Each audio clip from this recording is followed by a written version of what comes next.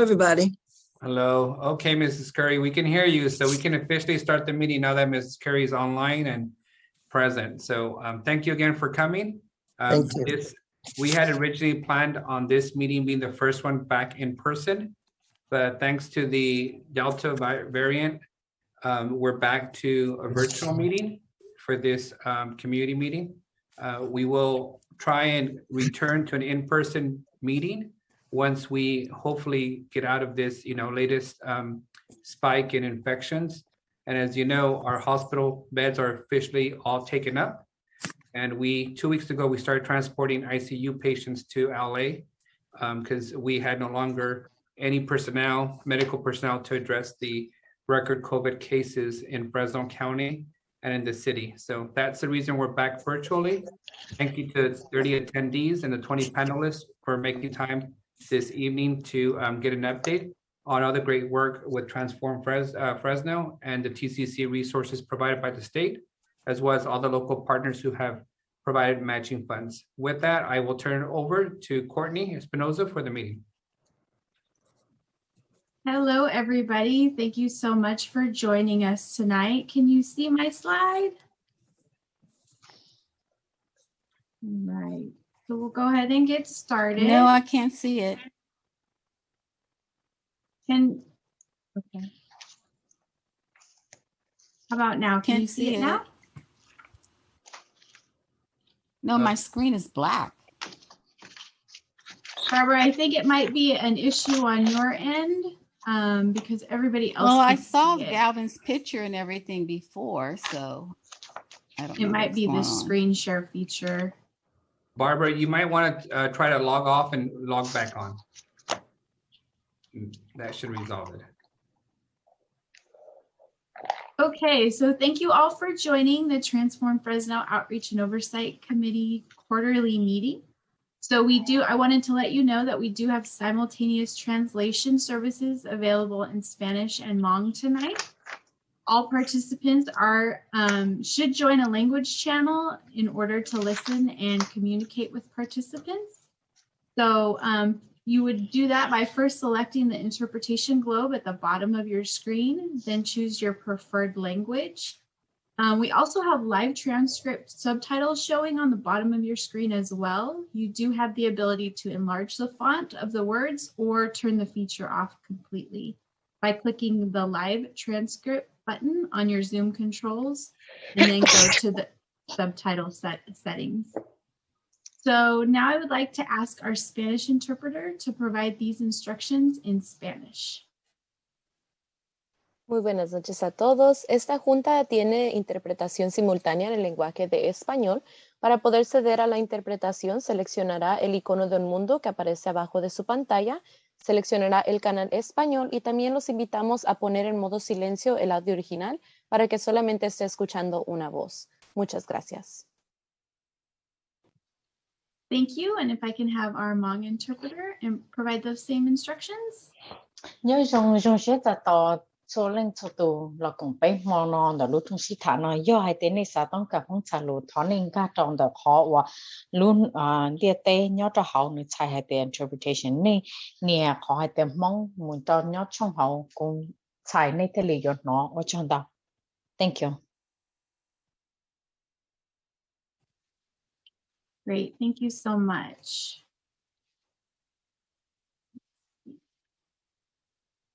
So tonight's meeting is being recorded and publicly broadcasted on the CMAC government channel and live stream at the City of Fresno's Facebook page. It will also be posted on the Transform Fresno website at www.transformfresno.com and Transform Fresno's YouTube channel to view after the meeting. Participation in the meeting will be considered consent for this recording. So during the meeting, you will have an opportunity to comment and ask questions about the topics we're discussing tonight. For those of you that are new to Zoom, if you would like to speak, please utilize the raise hand feature on Zoom or press *9 on your telephone. Once it is your turn to speak, you will be called on to unmute yourself, and then you can choose the raise hand button under the participation section or by clicking the reactions and choose the raise hand feature from there as well. So here's the agenda for tonight's meeting. We'll be highlighting 3 Transform Fresno projects, with each of them having a Q&A section at the end of their presentation. We'll then talk about Transform Fresno Outreach and Oversight Committee nominations, and then have time for public general comment at the end. Now I will turn it back over to Councilman Arias. Did you have any further comments you wanted to make? No, I think we should get to the updates of these projects, and then we'll turn it over to our panel members for any questions that they may have. Wonderful. Okay, so let me stop share screen. Let's go ahead and open it up to our first presentation. So Oscar Robinson of the West Fresno Advanced Transportation Technology. Oh, I'm sorry. It's the Leadership Development Program by the Youth Leadership Institute. So Cato, you have the floor. Awesome. Can you hear me? Sweet. Yes. Thank you for the head nods. I'm going to share my screen.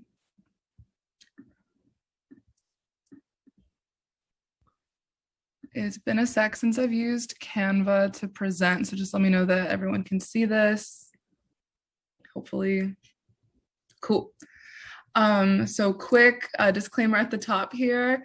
As you see at the bottom, our presenters were originally going to be myself, Ms. Olga Moya, who's the other coordinator from EOC, and then Shermo, who's the program manager for YLI.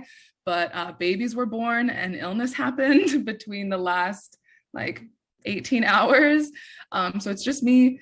So if there are questions that get brought up that are best suited for the whole team, or folks that kind of deal with a different component, I'll definitely be noting them down and sharing them with the group. But all the updates that we have to provide are definitely a product and a labor of love of all of us. I just happen to be the one well enough to speak today. So yes, thank you so much for sharing your time with us for this update. We are the Youth Leadership Institute, or the Youth Leadership Development Program. We're a community engagement piece of Transform Fresno.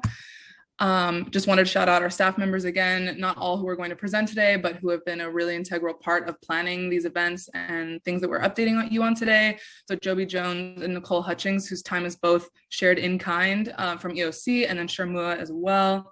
So shout out to the rest of our team. Hope they're well wherever they're at. For folks who might not be familiar with the Youth Leadership Development Program, we just wanted to give a kind of broad overview here before we share our updates. As a community engagement partner, our contract proposed goal really hits 3 different points. We're coordinating the program and the agency resources around it, and we're preparing young people to engage in the annual summit. Shout out to any of you participants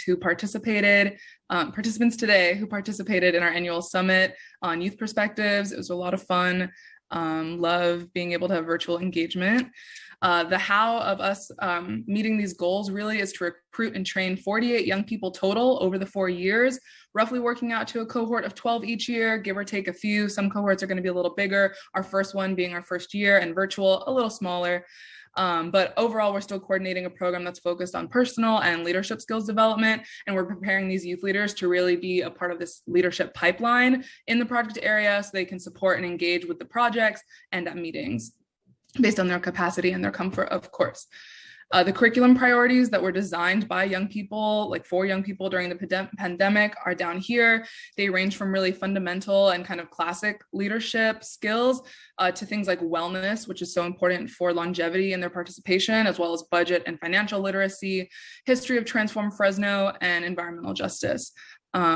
And then when we think about maximizing our time within this contract, we're also really hoping to engage more young people, which is our primary thing we're updating you all on today, which was our summer workshop series. It was our first in-person piece since beginning. We want to really thank and shout out the city for allowing us to have that budget modification to move some funds around so we could get those resources straight to young people and resource 4 hands-on workshops that were really a great introduction for youth who had not heard of Transform Fresno before.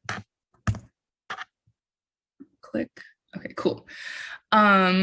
Pictured here, you see 2 young people, as well as EOC's Jose Moreno, who was at all 3 of the 4 workshops, taking photos, taking videos in person. We were hoping to share a video with you today. It's not quite done. But it'll be up on the website, hopefully within a week or so. But I do have some photos to share with you and an overview to give. The themes we explored represented on the left. We had an introduction to permaculture. We had a discussion on the mind-gut connection. We talked about food deserts and the importance of growing your own food, as well as environmental justice basics and the basics of Transform Fresno. Again, when I walked into that room and spoke to all these young people, only 2 hands went up when I asked, how many of you have heard of Transform Fresno? Anything about it. You don't have to be able to explain it to me. You just have you heard of it? And only 2 hands went up out of 16 young people from the project area. And so we didn't want to just talk at them. We didn't want to just lecture them. This wasn't going to be summer school. We wanted these interactive workshops to put that information in their minds and in their bodies. And so not only were we doing our team building, our usual relationship building, but we also went out, walked through the neighborhoods, did some observations, did some scavenger hunts to really get them thinking about the things that they see every day that affect that lived experience they have. We wanted to give them the introduction to permaculture, not just through a slide deck, but through actually going to a project site down at Yeovil, speaking to some like gardeners there, talked about seed planting. And again, with that Excuse me, Cato, can you do me a favor? The interpreters are asking if you can please slow down your speaking a little bit. They're having a real hard time interpreting as fast as you're speaking. Yeah, sorry about that. I did not open the chat. Okay, I will try to slow down. Sorry about that. But for our interactive workshops, we were trying to hit team building, being able to observe the neighborhood, things around them that they might like to see changed through a scavenger hunt, as well as introducing them to some basics around permaculture and the significant kind of indigenous roots to the way we treat our land. Which also kind of bled into our 3rd day where we did a seed planting workshop and was able to work with the Inside Out Community Garden, talking about kind of the life cycle of a seed and how that reflects our own health and our bodies. And through that, we also got to talk about healthy food preparation, the importance of healthy choices, and how some systems kind of affect our ability to make those choices. And we ended with some trivia just to see, how they were following along. In lieu of a video, I do have some photos to share from the days. We have a lead person from the community garden here, Amber, with our young people around a huge tree. That's Yoshavel, and hiding behind the bag, Oscar, planting, things that were good for summer, a table of youth preparing some salsa, some of which who had never cut a mango. That was a really fun part of that. And while we don't have the actual video, I did take a little behind the scenes clip of one of our youth participants being interviewed, Brianne Bobo. I have it typed to the left, and it's just 45 seconds. It is good, I think, for our voices to be heard because, growing up, we just see things that even we want to change, but we feel that we don't have the resources, or we don't have that kind of power to change things, such as some trees, because when we were in program, some kids did want to change. We did have questions what things that we would change. Some people said streets, potholes or signs. Others said trees, gardens, stores especially.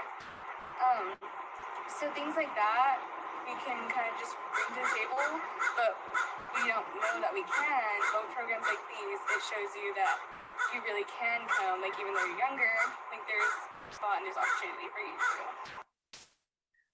So don't know how the audio was on that. It was an iPhone outside while Jose had the nice microphone set up. I really hope that y'all are able to check out the video when it's all completed. That seagull also had a ton to say, or whatever kind of bird that was. But I did want to highlight Brianne's reflection. We also had Jerome, who was pictured earlier, share out about their experience, about the highlights and what it meant to them, not just to have some fun and to meet some new people, but really the fact that their voices matter in this, and that the things that they want to see changed are actually being moved upon in these projects. There was lots of optimism, and we've talked about that a lot with the group of youth, is how this optimism around these projects is not just breeding innovation, but also motivation to get involved. So I wanted to highlight also some recruitment efforts that have been made both before the summer workshop series and throughout, to make sure we're reaching young people and a good diverse group of them to apply for our cohort, to just learn about this program, to maybe hear about Transform Fresno for the first time. So those are listed here. kind of organized by those that were in person, like kind of individual to individual, those that were more of a tabling opportunity within like a community event, and then some virtual stuff at the bottom. But yeah, through the summer heat, we've gone out as staff in different groups or as individuals to over 400 houses, to several apartment complexes in the project area.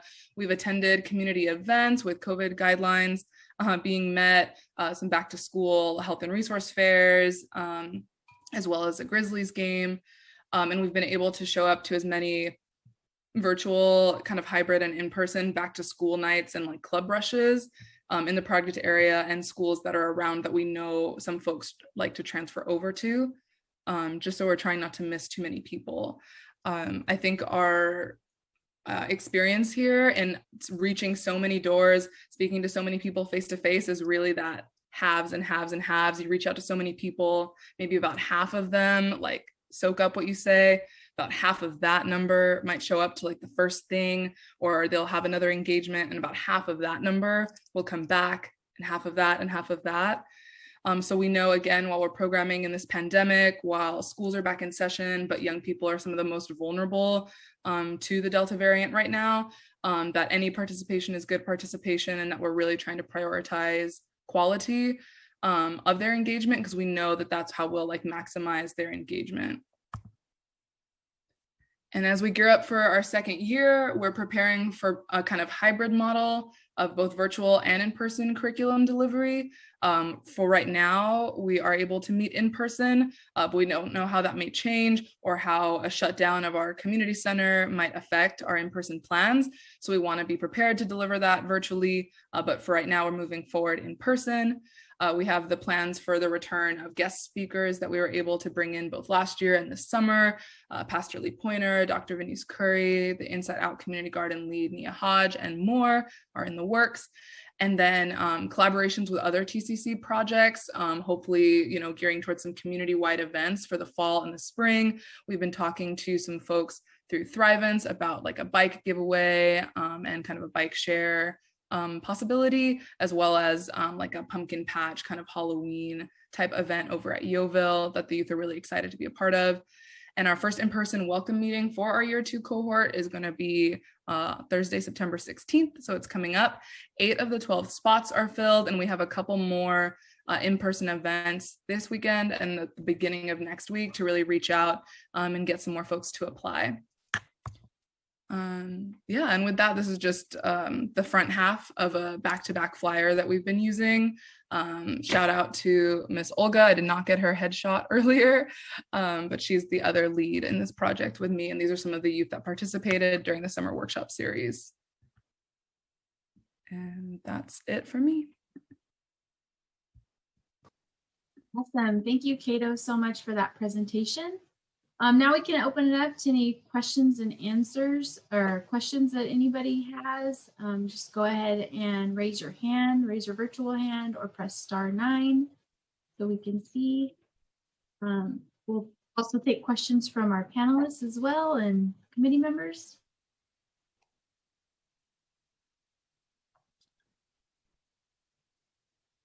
All right, I don't see any questions from anyone, so I think, Cato, thank you for your presentation, and you're officially off the hook. And I hope everyone else gets better that, you know, is down with COVID and health issues. All right, Courtney, I think we're ready to move on to the next update. Awesome. Okay, next is our workforce development project, the West Fresno Advanced Transportation Technology and Training Program. And I believe Gwen Morris is going to give that presentation. All right, good evening, everyone. Hi, it's good to see everybody. You know, I'm with you, Councilman, that because of COVID and how things are picking up, you know, we're definitely in tumultuous times and being aware. So any projects as we move forward, you know, we're blessed to have them on the table with the times like this. So Courtney, I believe, were you going to pull up the PowerPoint for me? Is that, or is that mine? You definitely can. Definitely can, or you can as well, because you probably do it faster. Is that okay? Let me see if I can find it.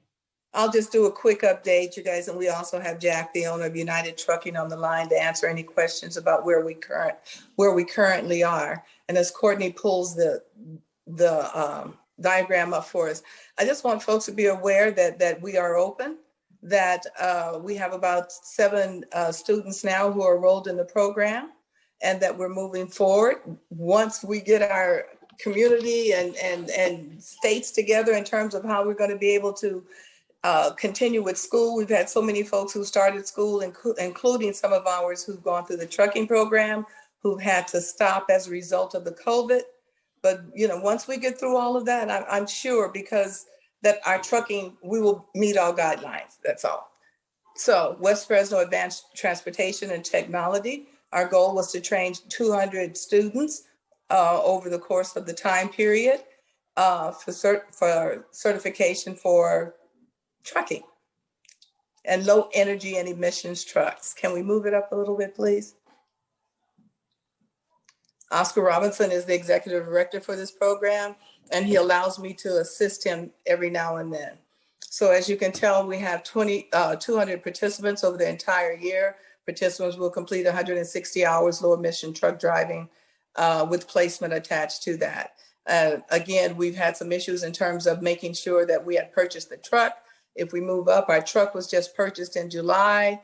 We're just getting the registration and licensing cleared through the process.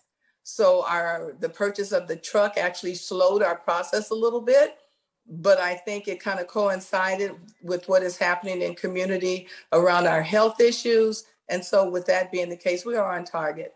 We are on target. This is a demand occupation, not only in our county and our agribusiness that we deal with, but it's also a demand occupation across the nation. And I think we were kind of front line in making this training available to folks. So I'm pleased with what we've been doing thus far. As you can see, trucks training starts in September. So by the end of September, I'm sure our registration and licensing and everything will be in place, and we'll have 7 participants who've actually started going through the process at that time. Can I move it up a little bit? This again is the timeline that this says 5 participants. We're now at 7. And so we're moving through that. We'll start once the truck has been registered and licensed, we'll actually do, I think it's scheduled for October. We're going to have an open house where folks will have an opportunity to come in and see the truck. They'll get to meet some of the students who are working with the truck and see how we're moving forward with that. All right, that really is an update of what it is. We're enrolling, we're recruiting, we're sending people through the process with our Workforce Investment Board. Those that are coming through now that we have the truck, when they finish, we will have some placements available for them, and the process continues.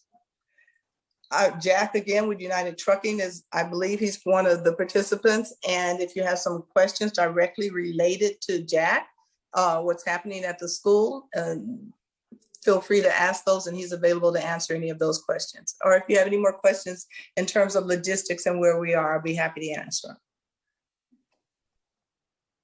Great. Thank you so much, Gwen, for that update. Does anybody have any questions for Gwen or Jack? Courtney, I do.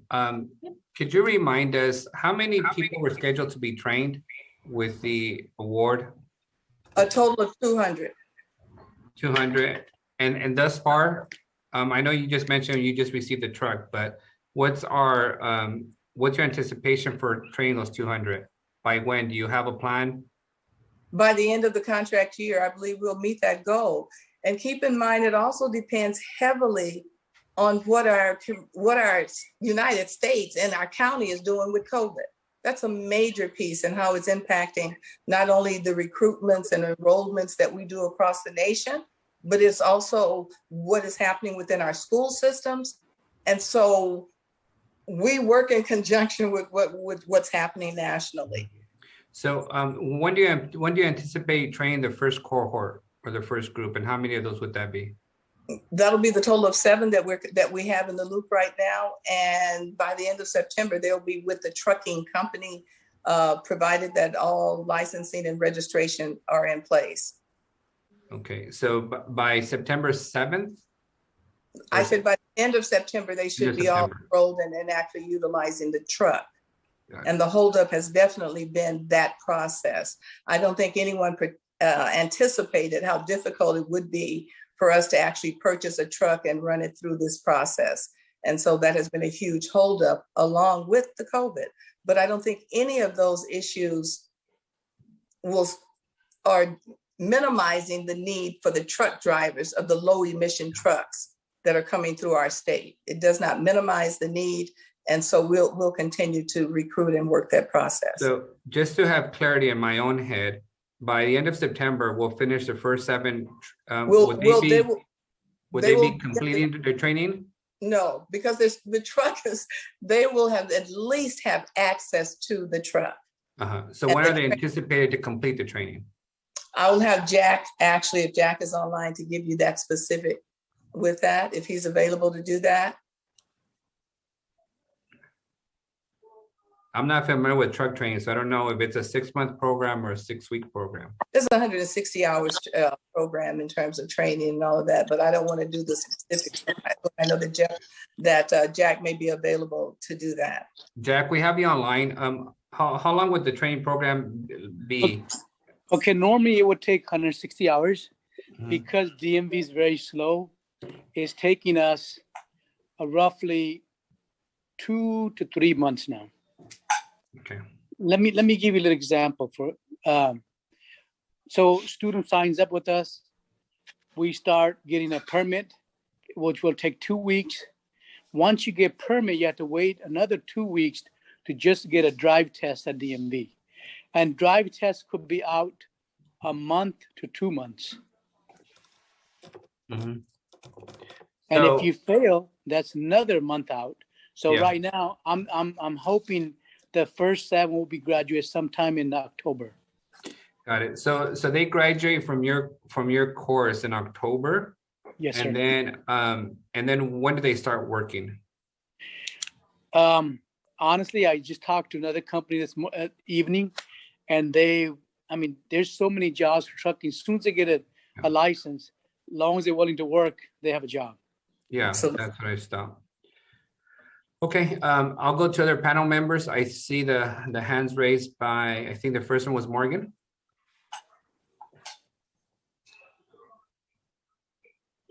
I think the questions that Miguel was asking answered most of my questions. But so basically, out of the 200 openings, there's 7 that's anticipated initially. So we're actively looking for people like over 190 people to become truck drivers. And the big question I was like, how long would it take for someone to start the course and achieve that whatever class, is it A or is it B or is it A? I guess how long would it take? But that's a loaded question.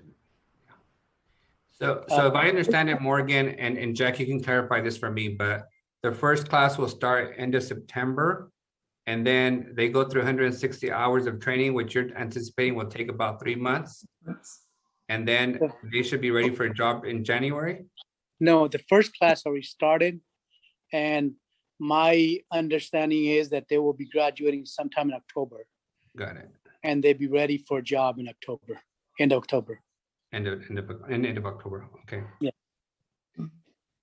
And so who's responsible for the ongoing recruitment? That's West Fresno Advanced Transportation and Technology, and that's the work that Oscar's doing in terms of recruitment. Yes. And Oscar, how many people do we have in the queue right now, besides these 7 that are enrolled? I'm not sure that Oscar's online. Oh, we have, yeah, that's why I'm doing it, Councilman. But I think we have about 15 or so in the queue. What is really happening again is we're ready and the folks are out there. the truck is ready now and the recruitment can begin. What we're being cautious now is the same reason that we're still Zooming. We have an epidemic going on, and we're having to be doubly careful, and folks that whole process. I'm preaching to the choir. And I also reiterate across this nation, we need truck drivers. And so the recruitment that we're doing is not only for local, but it really is across the nation in terms of the work that's being needed, and particularly on the low emission trucks. But Gwen, if I may, if I recall the grant, we're supposed to focus on recruiting people from the TCC area for the jobs, not necessarily recruiting people from Visalia or. Oh, no. I did not speak to recruitment. I was speaking to placements and the need for, yes, no, absolutely not in recruitment. I'm saying that the need for the low emission trucks is across the nation. No, not recruitment. Recruitment is definitely our geographic area. Got it. All right. Morgan, I think I interrupted you. My apologies. Sometimes I act like I'm in a council meeting. So you have the floor if you have more questions. I'll finish with one last question. I'm just curious to what like the local average of full-time truck driver brings annually to kind of put into perspective, I guess. Okay. Go ahead. I talked to one company earlier this evening. They're saying if you have some experience right now, you're making, if you go from say West Coast to East Coast, and they're paying you anywhere of 55 cents to 60 cents a mile. So you're looking at a round trip from here to say New York will be $3,000, 10 days. So you're looking at a minimum would be $6,000 to $9,000 a month. That's what they're making. Okay, thank you. And if you're working local job starts at a minimum around $20 an hour. Thank you. With that, we'll go to Ivanka Sanders. You have the floor. Thank you. Thank you for the presentation, Ms. Morris. I can't see who's all on the phone, but can you guys speak to any of the community members that are on this call tonight, where they can go to apply? And as far as outreach here in West Fresno, do you guys have flyers up or connections with folks in our unemployment office right here at Elm and Jensen? Going to the places where unemployed people are looking for jobs right now, do you have connections to those so that we can get these 200 positions just filled and in line waiting to go? The answer is yes, we do have flyers available. Yes, we're going to do a large marketing campaign. I believe it's scheduled for October, but you can go to the Workforce Connection website right now. You can enlist, drop your name with West Fresno Advanced Transportation Technology. If you have some names that you would like, we're available for that.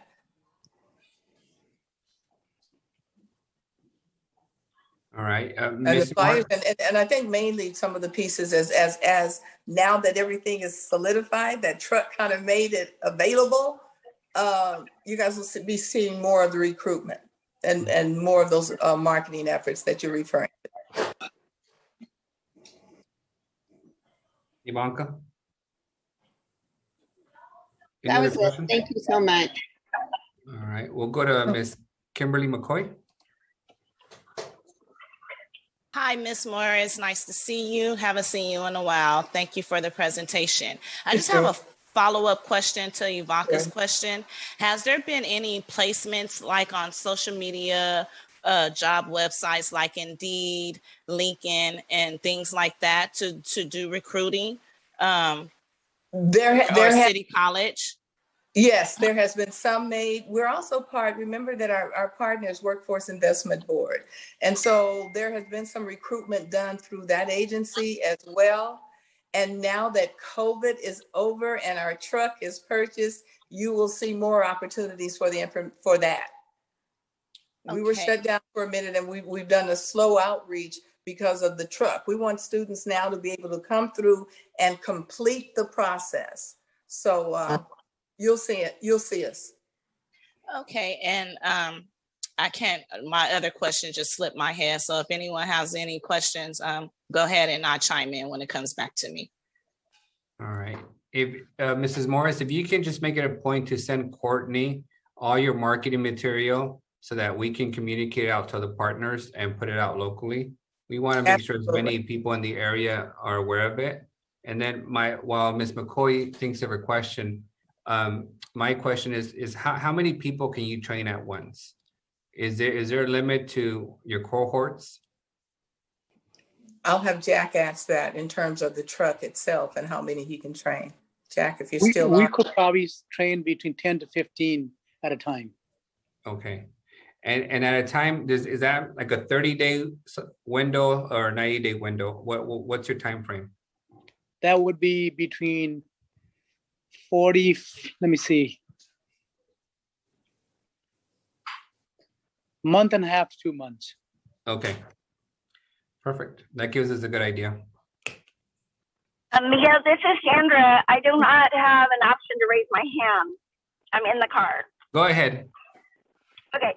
I just have both the presentations were very informative, and you have given clarity about the progress of your work and the challenges. I would suggest, and I'm sure, Courtney, you're already doing this, but I just want to say it out loud. I know at some point we're going to be giving updates to the Strategic Growth Council around the dollars, and all of these details are going to be very relevant to the delay of the timeline. Mm-hmm. So I just want to make sure we are capturing the details that they have right now and prepared to give an update, because I know this will impact the overall grant and the contract. And so these details are going to serve us in explaining the delays of meeting timelines potentially. Mm-hmm. Absolutely. I also saw in the chat that someone had asked in terms of languages that were available.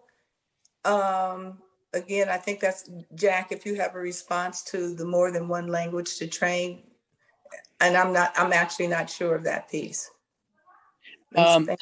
It's mostly English because DMV tests you in English.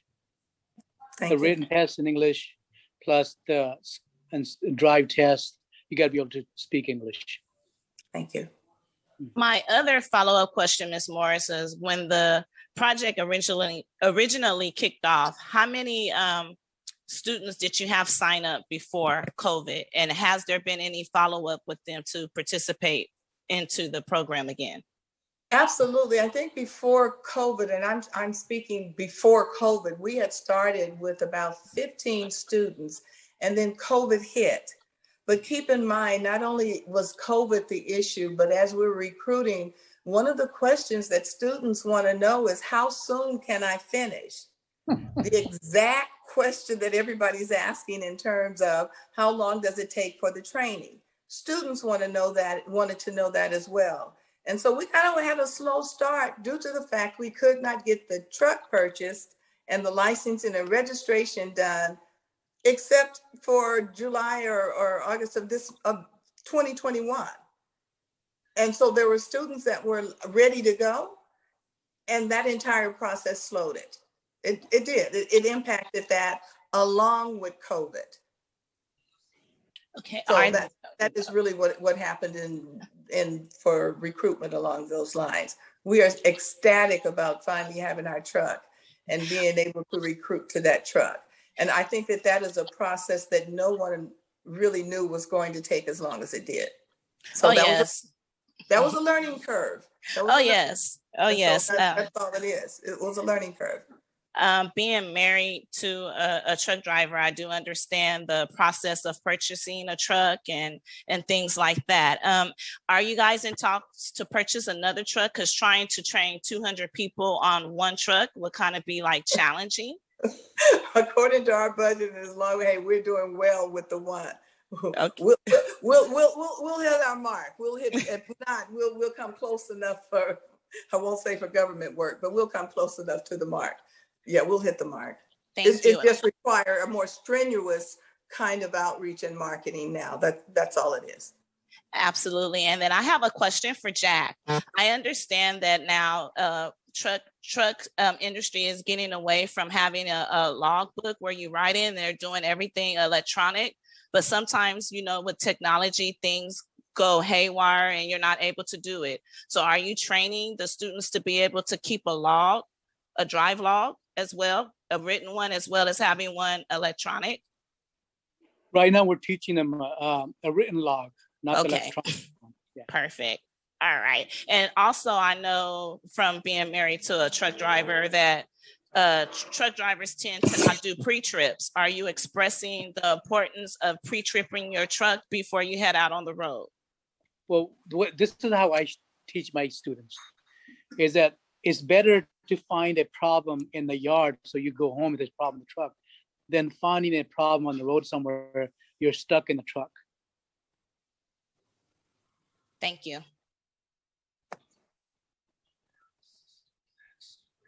All right. Any other questions from the panel members? Miguel. I see Mrs. Margarita, and then I'll go to Barbara Wilson.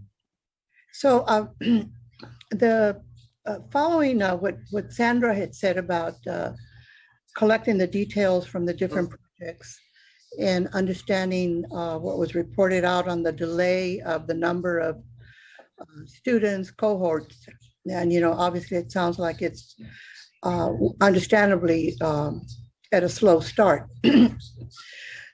Is there a alternative or some form of an action plan to how, because one thing I don't know is how long is this project? And so if we're talking about 200, is there an alternative plan being considered to meet the goal of the number of trainees, for example?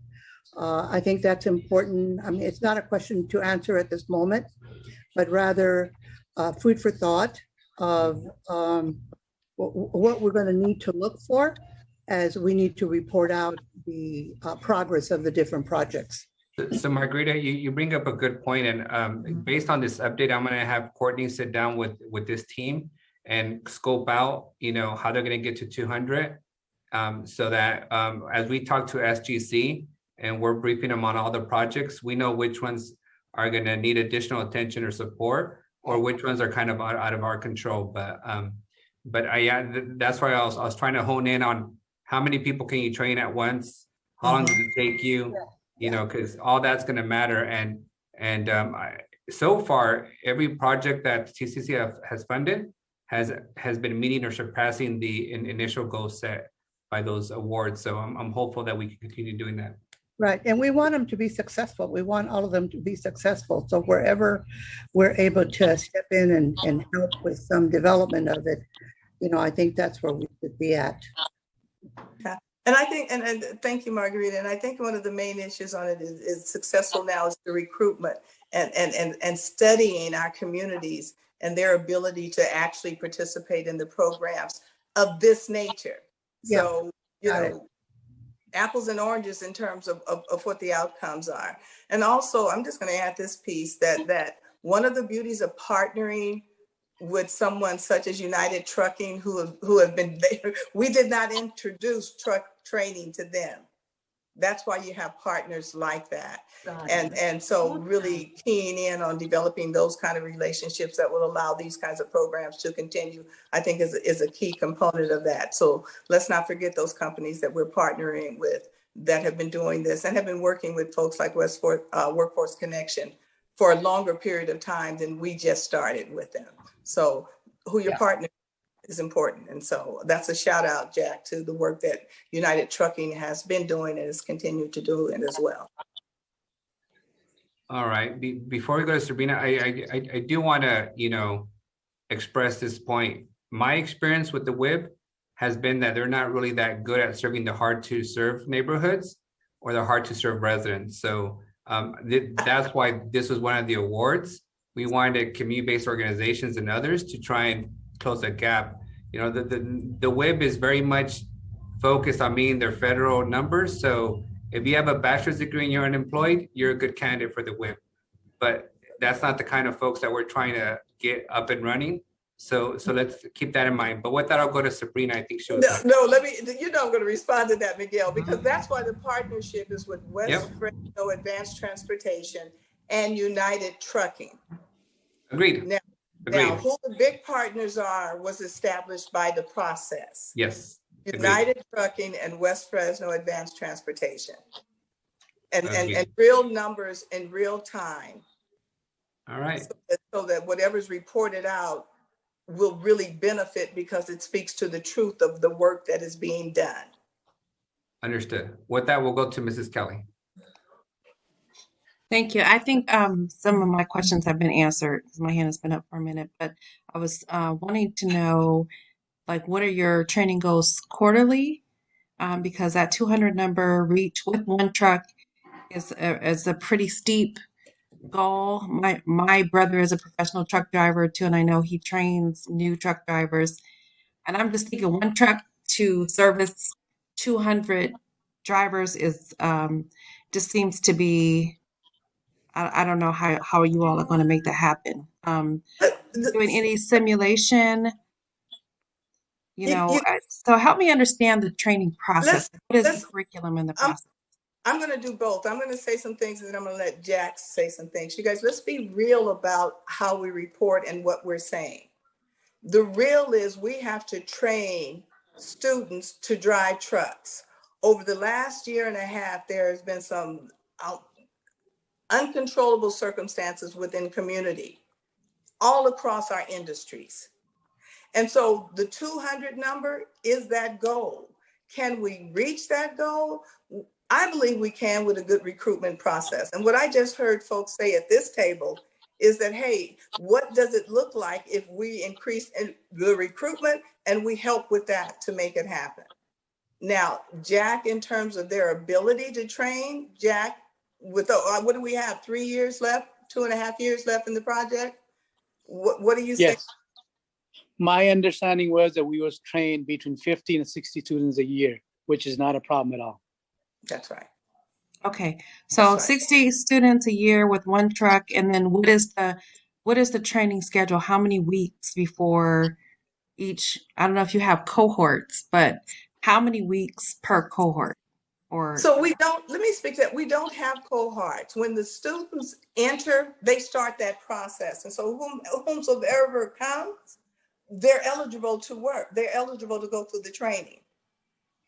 Well, I understand that, Gwen. I'm just trying to get an understanding of the training process and timeline to make sure that we're hitting that 200 completion goal in the next 3 years. So if you're having 66 students per year and it's an open enrollment training process, I'm just not understanding, like, do you say open enrollment between September 8th and September 13th, and this group goes training? Because then if you just have an open enrollment and people are training as they come in, are they training individually, one by one? I'm just trying to get my arms around your training process and the timeline. So they're also, go ahead, Jack. Okay, so when the student signs up, first we get them written test pass, which is permit. Once they have a permit, then we start teaching them inspection of the truck. Mm-hmm. And while they're teaching inspection, if we feel that they progress to the next step, which is skills, we will take them to skill area, which is backing, offset, alley dog, parallel park. Once we feel that they can handle the truck better, then we'll start taking drives. So when it comes drives, we take one student per instructor on the road. So normally it would take a month to 2 months for a person to graduate from a school. Mm-hmm. And we do have other trucks in the yard that we be using for inspection and skills. We will not be using only natural gas. Natural gas truck will be used for the drive tests mostly. Okay, so you have other trucks on the yard there that you're using for the skill test, for the test that they do to evaluate, if how do you check your truck before you get on the road? Yes. And then you have some tests that you follow for the written exam so that you get the written exam ready. Yes. And you're saying that takes roughly 30 to 60 days. Right now we have 2 of our own trucks that you take on the road, plus the natural gas one, that's 3. And then we have 3 trucks in the yard that we use. Yeah. Yeah, I think it would be helpful, and we did this with like the Yeovil Community Garden and other places, maybe if we have a site visit so we can see how things go. Or like what they did is they filmed it and they put it on YouTube, which was a great thing for us to see because we were able to see the functionality of the garden and how how they're working out their deliverables. So maybe we won't have so many what seems to be like detailed questions for you all. We can kind of get the look and the feel of the process. I think that might be good, and maybe for your next presentation, give an overview of the actual curriculum and timeline, so there won't be so much ambiguity to what the training process looks like. That would be helpful for me. That's all. Thank you, Sabrina. We do have an open house planned around the truck in October. So that'll answer some of the questions as well. We needed to get the truck in order to have the open house so that folks could actually see the truck and see the whole piece. So that is in the planning. Thank you for that. And Mrs. Morris, maybe in the marketing material, you guys can describe the time commitment and what people should expect from the training. Absolutely. Right. Mrs. Kelly, if you're done, then we will go to Mrs. Wilson. Hi, Ms. Kelly. I just have a question regarding the safety and health issue. You're teaching them how to drive a truck and how to be safe on the highway. Do you also have implemented in your training plan for them to take care of themselves while they're driving on the highway, like not taking no-dos or what I'm saying, don't drink, all of these things that could cause an accident or, and things like that. I just wanted to know if is that a part of this 6-week program too? Or is it all about just learning how to drive a truck? Okay. When you're trying to get a Class A license with your truck driving, you are drug tested. And when you work for the company, you will be drug tested, plus put in a random drug testing program. What that means, anytime your name could be pulled out, you will be drug tested. So DOT is very strict on drug testing. So I think when the student signs up, we tell them, whatever you do in the past, that's different. But if you want to get Class A license, you have to quit this stuff. But are you teaching them also not to use no-dos? If you get sleepy, pull over on the side of the road. Those type of things. Not just that you're going to be drug tested. But they need to eat properly. But that's part of the drug too, isn't it? If you're taking sleeping pills. Yes, but I'm just saying, or self-care, instruction on self-care and self-care for longevity. Are you teaching that? I mean, if that's not, let me mute, sorry. I understand what you're asking, Barbara, because I think we do see a lot of youngsters on the road that you're like, how the heck did that youngster get a driver's license behind all that weight? Right. And I do believe you're speaking to the old school was no dose. Today it's the Monster energy drinks. And and so I do agree that it's not just about what the standard is by Department of Transportation.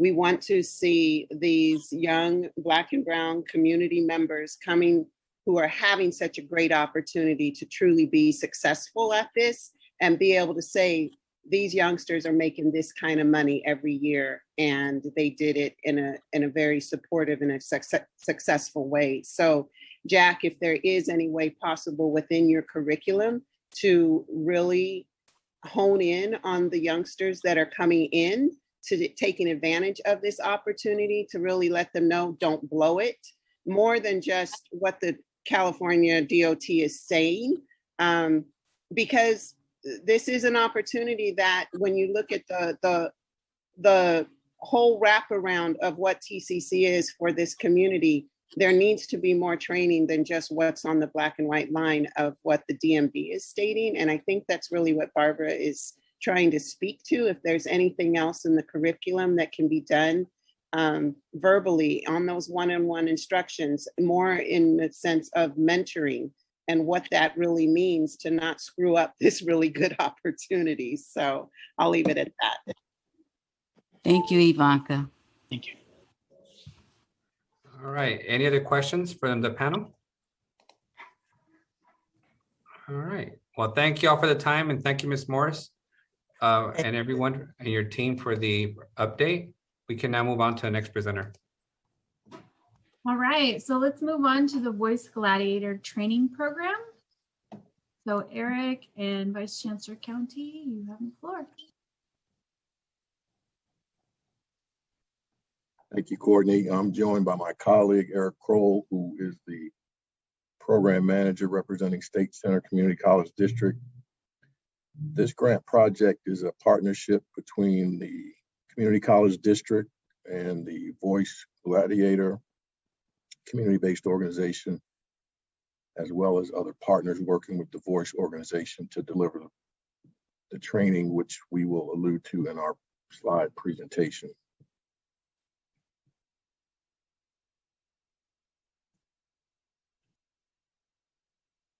Next slide. Okay, thanks, Eric. So the Voice acronym stands for Voice of Including Communities Equitably. I don't believe we have any Voice representatives in this meeting to talk specifically about the organization, but they did provide this detailed content for the slide presentation, which we will be presenting this coming Saturday at our first orientation to introduce the start of the program next week. Again, this is a workforce training grant project designed to help folks who have a hard time breaking into the workforce get occupational skills, specifically in the welding area, get them trained, credentialed, and presented to employers for living wage employment. In advance, Eric. This slide represents a few of the partners we're working with to deliver on the expectations of the grant program. Again, our focus is residents in and around the West Fresno community. Our project goals are approximately 108 completers over the 3-year term of the grant program. Our training program is currently structured at about 25 weeks with a capacity of 18 to 20. Following COVID safety protocols, the training facility is an open air, semi-indoor, outdoor facility to allow for proper ventilation. And we expect to operate 2 cohorts a year. And as the years go on, we can possibly accelerate that by shortening the training time if we recruit for individuals who have a background in welding and or demonstrate, demonstrate the aptitude for welding to accelerate their experience through the training program. Can you get me back to the slide? Next slide, please.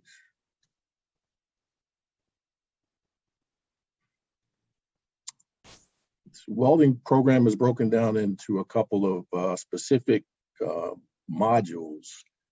The welding instruction, obviously, is the most significant time-consuming module. We have a rotating cadre of 3 subject matter expert welding instructors.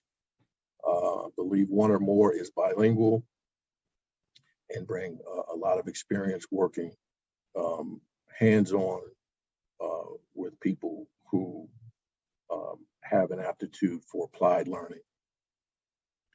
We also know that folks who are interested in these kinds of accelerated adult learning format cohort-based workforce training programs also need additional services to help them successfully matriculate through these programs. So we've partnered with the West Fresno Family Resource Center to help with our case management. They're responsible for our initial screening and onboarding and intake process, which involves substance screening and background checks, as well as COVID vaccination and an aptitude test to determine their likely success in this occupational training program. Another component is our work-life skills. We're working with Dr. Marshall, a community member trained in that area, who also administers a cognitive test to assist the participants with the employability skills they're going to need to be successful once they're placed on a job site. Additionally, there is a mentoring component, which partners our participants with adult professional mentors in the community to help guide them and give them advice, counsel, guidance through their program experience.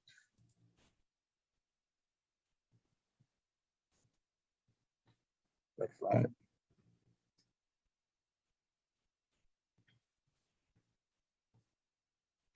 Talked a little bit about our West Fresno Family Resource Center partner.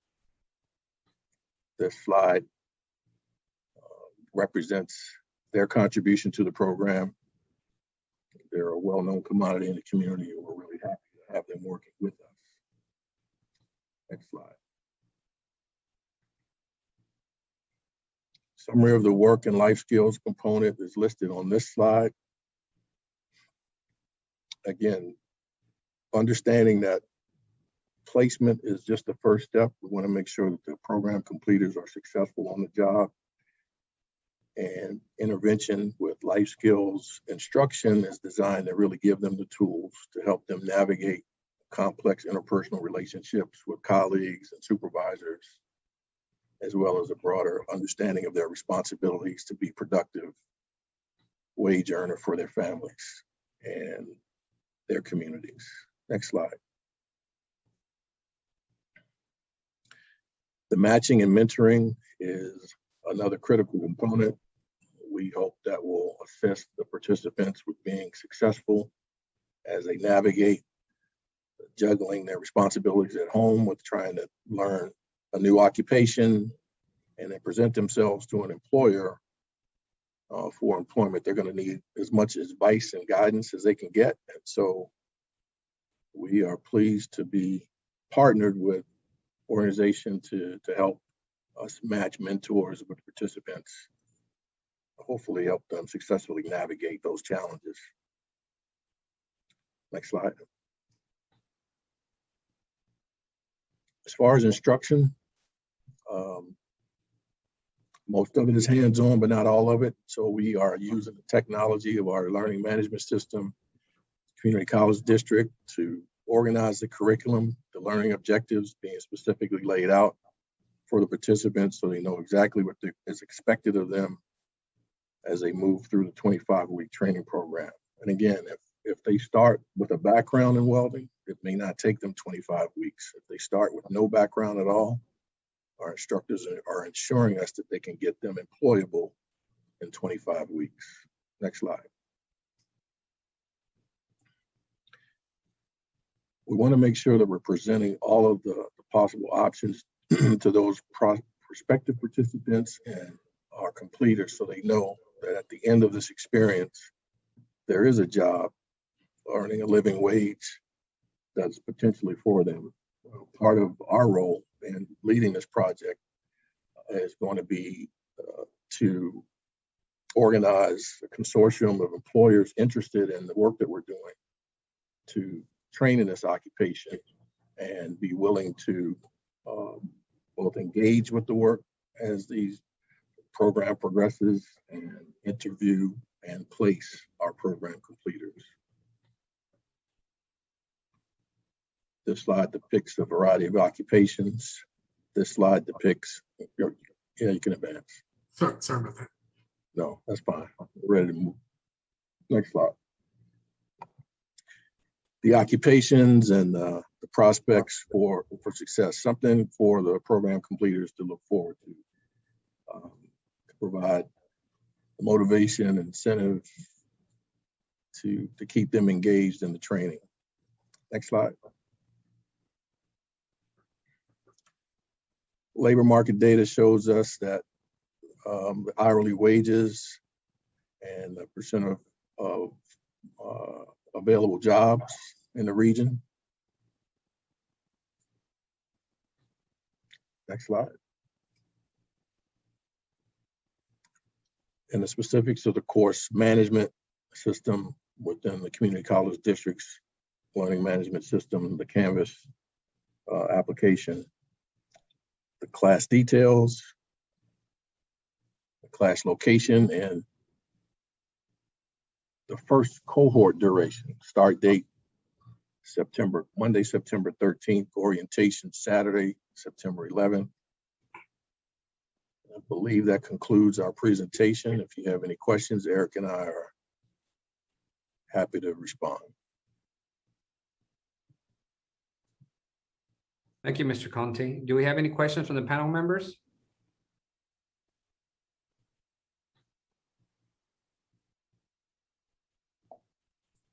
We'll start off with Mrs. Kelly. You have the floor.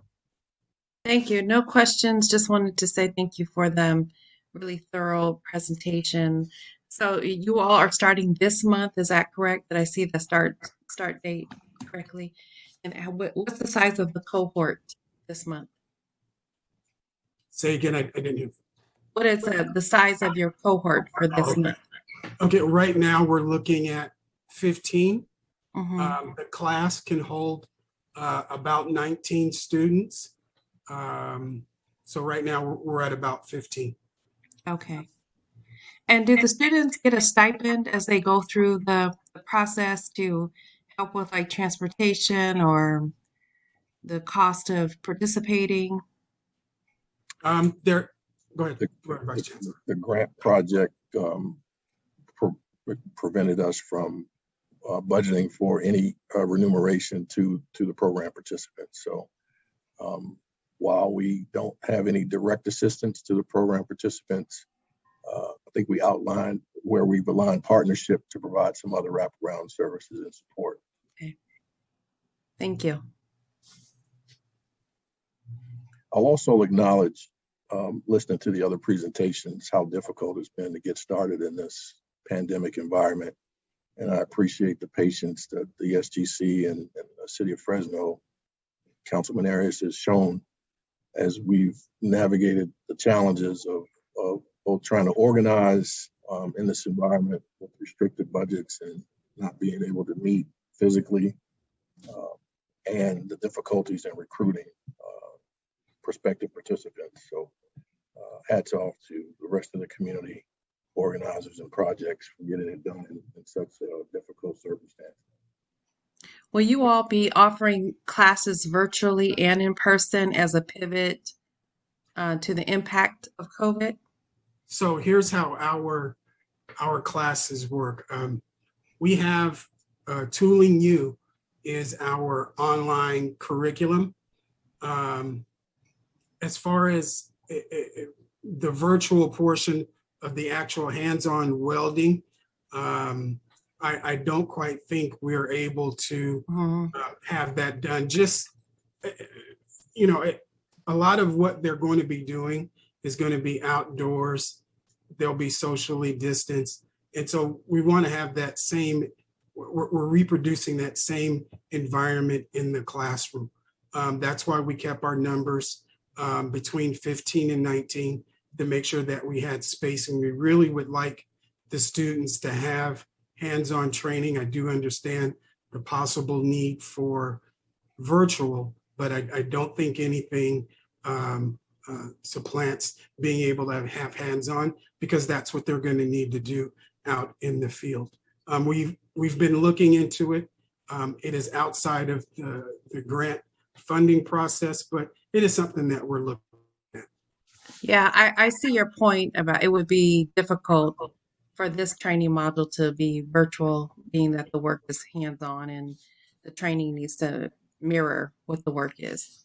Yeah, we have the numbers, we would like to hit 19 every time, but the goal is not to crowd the classroom. The goal is so that the kids have enough room to do the work that they need to do. We've allocated for PPE and those types of things. So we're rather confident that they'll be safe in the environment. There's no 100% guarantee, but we're relatively confident that they'll be safe in the environment that we put them in. And when they finish the program, the instructors that we have, I really like the direction and their teaching methods. I think we're going to put out high quality students. So again, the virtual machine is something that we're looking at, but I think for best practices, it's good to make sure that the kids have hands-on. Mm-hmm. I'll speak to that just from a practical standpoint. Eric is right. It's a contingency that we had to consider under the circumstances, but it's prohibitively expensive. And the instructors are much more skilled and adept at teaching the traditional way. And employers are looking for welders who are trained up in the traditional format. But if we had to do something, we have a backup. Mm-hmm. And we hope we don't have to use it. Great. Thank you both. And any other questions from the panel? All right, seeing none. I do have a couple of questions. Did I hear you correctly? You start on Saturday or this weekend? We have an orientation scheduled Saturday. The orientation is not an open house. It's only an orientation for those prospective participants that have completed the onboarding process, which includes screening and assessments. Is that in person or online? That is in person. Oh, perfect. Can you send me the details? I'd like to stop by if I have some time this weekend. I want to see the observation and the orientation. Sure. Eric, can you make sure the councilman gets that? I will do that. And we can share it with the rest of the panel members too, and Courtney. We can send it to Courtney and she can share it with us in case anyone has time to stop by and observe it. It's one of those programs that we've all been waiting for a while to kick off. So we're looking forward to it. And that's the only comment I had and question. So again, thank you for making it work. And Mrs. Kelly's right. Welding is not something you can learn virtually, and it's a high demand craft. As we're doing construction projects in the city and having to spend approximately $250 million, most of which is going to go to constructing and rebuilding the city, we're going to need these folks to be trained so they can pick up some of that work. So that's all the questions and comments I have. Any other comments from the panel members or questions? No, saying none. Thank you, Mr. Conte and Eric, for your time and your presentation. All right, Courtney, I think that was our final presentation, right? Yes, but I do have some more things that I want to talk about. You have the floor. All right, so before we get into our next agenda item, I did want to update everybody on where we're at with the Here to Stay report. And it's a policy-based blueprint for displacement avoidance in Fresno. So since releasing the report and opening up the public comment period in early June, we have posted the draft report on the Transform Fresno website as a pop-up. So when you visit www.transformfresno.com, the report is downloadable in English, Spanish, and Hmong. So once you've read the report, there are several different ways to make a public comment on the report. You can fill out the survey right then and there on the website where you found the report. You can email your comments and recommendations to transformfresno@fresno.gov, or you can send a written correspondence to the City of Fresno at my attention at 2600 Fresno Street. So hard copies of the report in all 3 languages and comment cards have been available at the locations listed on this slide. So feel free to take a quick snapshot of that QR code and it'll take you directly to the website. In the months of July and Courtney, August. can I interrupt you really quick? Yeah. Just on that report itself, a few weeks ago, maybe it's been a month or two now, the Fresno Real Estate Association and Granville had sent out massive email communications alleging that the council was going to institute rent control as a result of this report and connected to this report. So just to make you guys fully aware, there was a lot of misinformation out there around that this report would result in rent control being voted on immediately by the council. So the misinformation is still out there. Just be aware of it. We did have a conversation with the Real Estate Association in Granville about, putting that kind of level of misinformation out there. And the council was inundated with blast emails from people opposing rent control. As you could imagine, the majority of our city are renters, which also means that the majority of our city are landlords. So landlords are very quick to communicate with us when they think that we're going to engage in rent control. We will be having a summit on housing, most likely in November with the state legislature, and looking at some policies locally and statewide that can provide relief for generating more housing while addressing some of the affordable housing components that this Fresno and the rest of the cities in the state have to, address given the record rent increases in the city of Fresno. Thank you, Courtney. Great, thanks for that information. Appreciate that. So in the months of January and August, we held 4 community study sessions to learn more about the 46 proposed policies and talk about priorities that the community would like to see. Flyers were mailed out to 93706 and emails were also sent out to the Transform Fresno listserv, the Fresno Housing Element listserv, and other community stakeholders. These sessions contained an introduction of each policy, breakout rooms for small group discussions, and report backs to spark additional conversation. City staff within the planning department spent a lot of time putting these sessions together. And I want to personally thank Sophia Pagalatis and her staff for their time. We had a total of 397 people that registered across the 4 sessions for the study sessions, with 189 people actually attending. These sessions were live streamed and recorded for future viewing and are all available on the Transform Fresno website. The Thrivance Group, creators of the report and policy recommendations, through their street teams, have also provided on-the-ground engagement within the community, allowing additional opportunities to comment and provide input on the recommended policies. In all, the public comment period has been approximately 90 days and will conclude on Friday, September 10th. So if you have not had the opportunity to read the report or provide your comments, please visit the website or one of the locations on the previous slide so you can do so. I also wanted to let you know there will be 2 anti-displacement task force meetings that we would like to invite you to. Both of these meetings will be virtual, and we will be sending out notices with links in the next couple of weeks. The first meeting is going to be on October 7th. It'll be an evening meeting from 5:30 to 7:30. Dr. Thomas from the Thrivance Group and Sophia Pagalatis from our planning department will be summing up the public comments and the outreach that was provided during the public comment period. Then the second meeting will be on October 21st from 5:30 to 7:30 again. And the Anti-Displacement Task Force will have a community discussion about the policy recommendations and priorities that they will be recommending to the Planning Commission and ultimately to Fresno City Council. So I encourage you to attend both of those meetings to get some more information and provide your input.